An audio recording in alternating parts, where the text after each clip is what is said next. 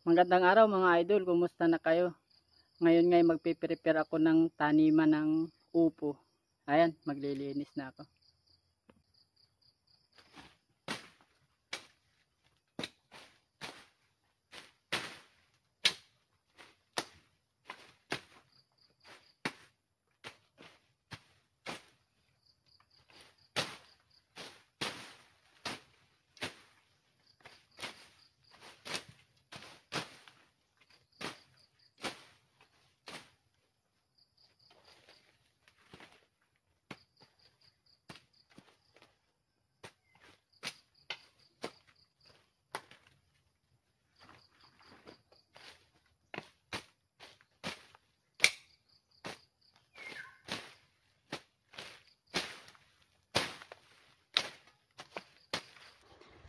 Ayan mga boss, malawak na nga ang aking natabasan. Ayan.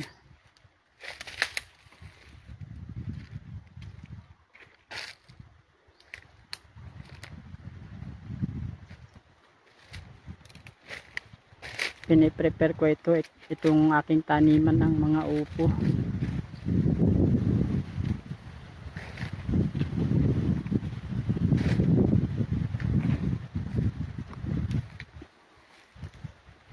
Ayan, magtatabas na uli ako guys.